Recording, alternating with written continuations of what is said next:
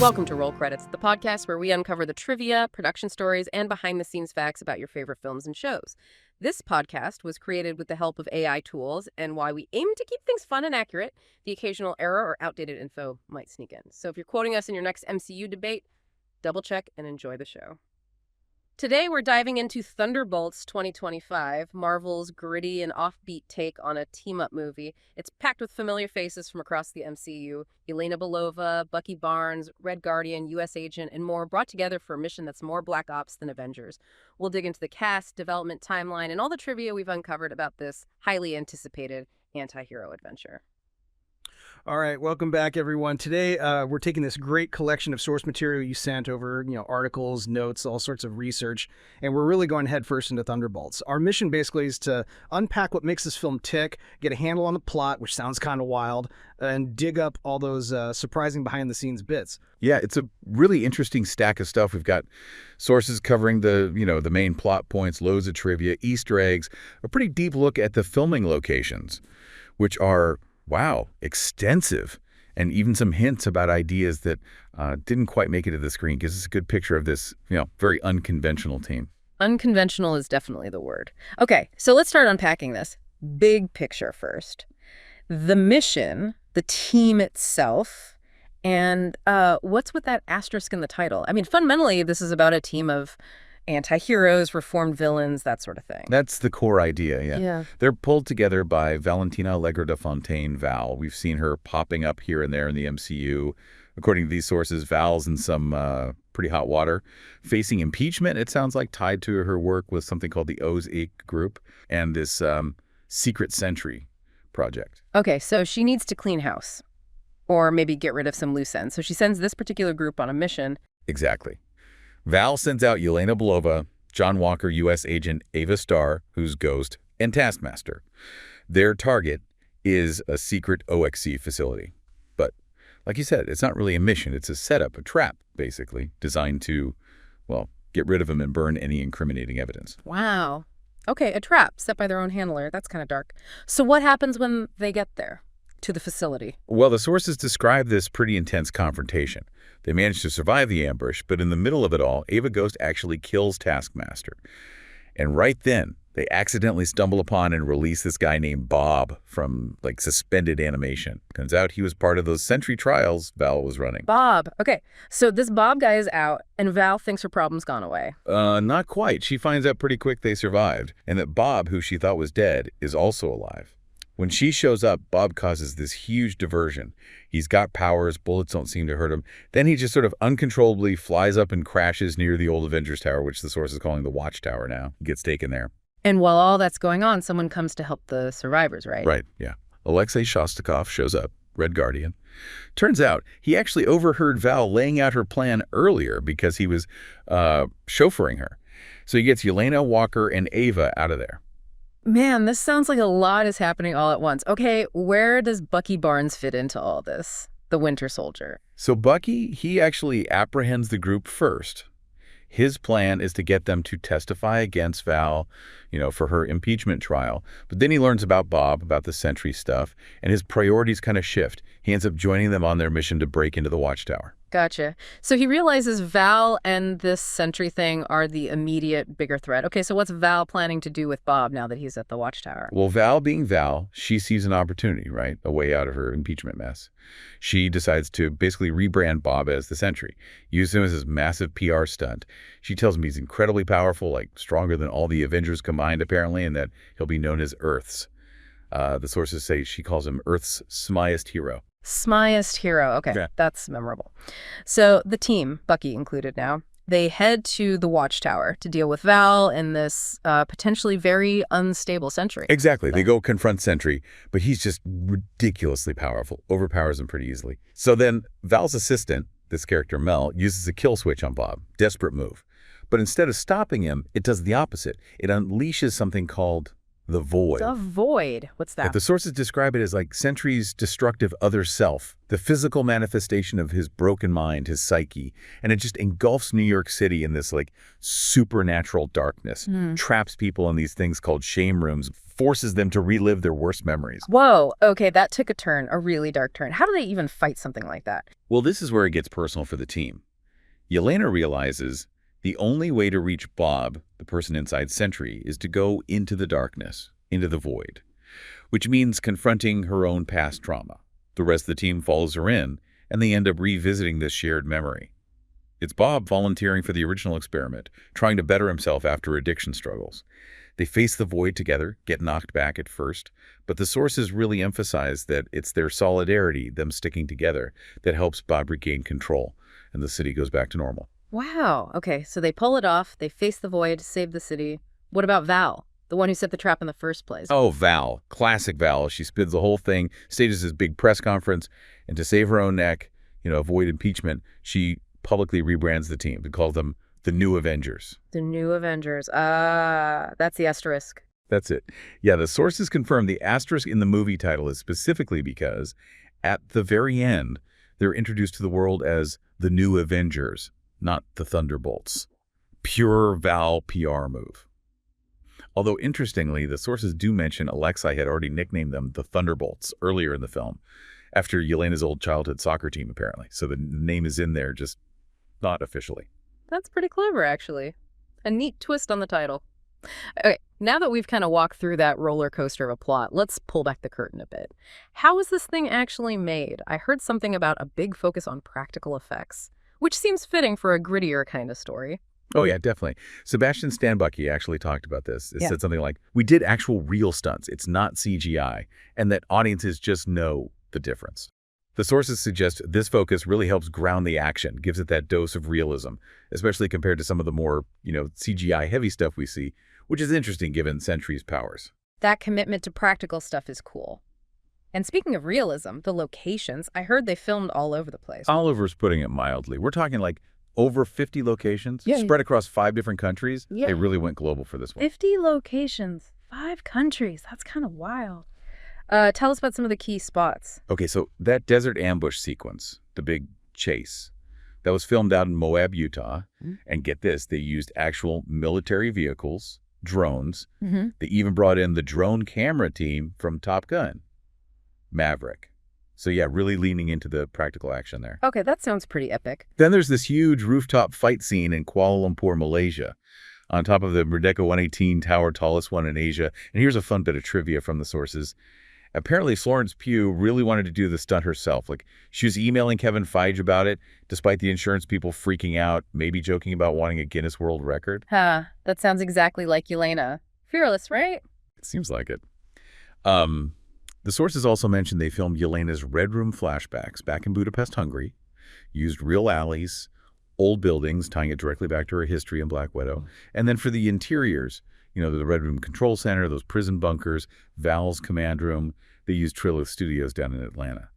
And naturally, New York City for establishing shots and some of that street-level combat near federal buildings and what looks like the Capitol. Mixing real locations with studio sets makes a lot of sense for a movie that seems to be juggling grounded action and, cosmic-level threats. Okay, let's dive into the characters. They're clearly the heart of this, right? Each one carrying a lot of baggage. Oh, for sure. Valentina, she's the one pulling the strings initially. Sources highlight her connection to that OXE group. She chaired it before becoming CIA director. Her look is mentioned too, the silver streak in her hair, the white suit. One source even compares her look to Tulsi Gabbard, interestingly. There's speculation her target might have been Wakandan tech, or maybe stuff from Talokan, from Wakanda Forever. And her shame room memory. It apparently involves her father's death in Italy, maybe tied to some old resistance movements. Paints a complex picture. And John Walker, U.S. agent, he was such a divisive character in Falcon and the Winter Soldier. How's he portrayed here? Yeah, he is. Sources say he's trying for redemption, but that kind of twisted perspective is still there. Like when he says, define innocent about killing the flag smasher. Oof. He apparently uses the on your left line, maybe mocking Steve, maybe just military talk. We learn he mentions a loving wife and son, Olivia, but his shame memory apparently hints that maybe things aren't quite so rosy at home. Yelena seems to really step up, leading them into the void. Yeah, she definitely takes on a kind of central leadership role. Her dynamic with Taskmaster sounds interesting, telling her not to talk about Budapest. Suggests they do each other as widows, maybe? Her own Shane memory is pretty rough, involving luring another trainee, Anya, to her death. And in the film, just touching Bob's hand is what pulls her into the void. Her bond with Alexei is important too. Calls him Dad. Uses that same springboard move Natasha did with Cap in New York. Nice callback. And her threat to Val at the end sounds like a real turning point. Oh, and a fun detail from the source's post-movie. The media supposedly portrays her like Queen in that Bohemian Rhapsody pose on a Rolling Stone cover. Bucky's journey is interesting, too, trying to bring them in, then joining them. What else did the sources say about him? Well, Bucky starts out wanting them to face the music, testified against Val. He gives a speech, sounds pretty powerful, convincing them they need to stop Val and deal with the void. Something like, the past doesn't go away, so you can either live with it forever or you can do something about it. Deep stuff. There's a detail about him reading Kierkegaard, specifically the, quote, life can only be understood backwards, but it must be lived forwards. Fits the themes perfectly right. Shame. Moving on. And yeah, his cool knife flip move is back. Sebastian Stan apparently listened to the Terminator 2 soundtrack, filming that desert chase. There's a definite T2 homage with him on the bike. He even uses Chitauri handcuffs on Ghost, maybe Loki's old cuffs, suggesting alien tech might stop her phasing. And in the post-credits, there's a red star on his sleeve, nod to his Winter Soldier arm and Sam's shield. Alexei, Red Guardian. Provides the laughs, but sounds like there's more there, too. Definitely more. He's obviously stoked to be on a true Avengers team, as he calls it. Fun visual gag mention. Him watching a real 1981 Soviet parade, where they digitally inserted a younger him. His potential shame room, the sources speculate, would focus on his arrest and imprisonment, digging into why the Soviets locked up their super soldier. Did he disobey orders from Dreykov? He also gets a hero moment, saving a little girl during the Void attack. And the post-movie media shows him giving her a flower nod, the sources point out, to David Harbour playing Frankenstein in Creature Commandos, even the sponsors on his new Avengers tracksuit. Real brands Marvel worked with. And Ghost, Ava Starr, is back from Ant-Man and the Wasp, still dealing with her past. Yeah, the sources recap her story. S.H.I.E.L.D. operative, quantum accident killed her dad, left her phasing, on the run from like 15 countries. She has that early fight with Yelena and Taskmaster. Her shame room probably focuses on her time at an orphanage after her parents died. Reinforces that feeling of being invisible, unwanted, which ties right back to her powers and origin. Taskmaster, though, has a smaller role than maybe expected. It seems that way. Antony Dreykov mirrors fighting styles. There's a specific, kind of grim detail mentioned a trickle of blood appearing on her mask when she fights Ghost. And crucially, she is killed by Ghost in that first confrontation at the OXE facility. So that explains why maybe she wasn't in the film as much as some thought. Okay, and finally, Bob, the guy who becomes the Sentry, the catalyst for so much of this. Right, played by Louis Pullman. Sources touch on his comic history debuted in 2000, known for memory problems, the whole Sentry versus the Void conflict, representing his darker side, depression. In the movie, when he's released, he's totally out of it, vomiting memory gaps. His Sentry look is apparently pretty comic accurate. Gold suit, the hair. One source compared him to Homelander from The Boys, another lab-created hero with serious mental health struggles. He gets this god complex after overpowering the team. And that imagery of the Void turning New Yorkers into shadows. The sources specifically say it was inspired by the atomic bomb shadows from Hiroshima. Wow, that Hiroshima imagery, that's incredibly dark and powerful. Okay, beyond the main players, the sources pointed out tons of Easter eggs, connections, right? Weaving this into the bigger MCU picture. Oh, absolutely. Loads of them. Like, right from the start, the Marvel Studios logo gets swallowed by shadow foreshadowing the Void. And the comic panels that flash before the shatter hits. They're only Sentry comics, even specific ones, hinting at his internal fight. Then there's Val's trial, the whole reason this kicks off. It apparently mentions Thaddeus Thunderbolt Ross becoming Red Hulk in Captain America. Brave New World. So that confirms events from that movie and gives us the direct link to the team's comic name, Thunderbolts. Plus, mentions of other MCU figures like Secretary of Defense Anderson, former Presidents Ross and Ritson, keeps it grounded in that world. And the old Avengers Tower, the Watchtower now, sounds like it's full of nods, too. It really is. OXE apparently put this new black facade on it. Inside, banners from the Battle of New York. Displays with Loki's scepter, though. No Mind Stone anymore. Chitauri guns. Handcuffs, maybe even the ones they used on Loki, hinting OXE is using alien tech. The broken A for the Stark sign is still there too. And there's speculation Coulson's prototype destroyer gun might be on display somewhere, other little connections sprinkled through. Yelena mentioning Budapest again, obviously from the Avengers. The OXE group itself, sources mention its comic origins, where it's always bad news, and linked to Val or an LMD of her in different realities. Oh, and Norman Osborn was apparently cut from the MCU Thunderbolts lineup at some point, and Red Guardian driving in the desert looks visually similar to his scene from that What If episode where he stopped the Winter Soldier. Any really subtle ones, maybe hinting at future characters. Potentially. Mel, Val's assistant, wears a necklace that might be linked to the Songbird icon from the comics. Songbird, Melissa Gold, was a big part of the original comic Thunderbolts. And you see a WHIH microphone, the MCU's news channel at Val's press conference. Little details like that. And one last really interesting behind-the-scenes connection.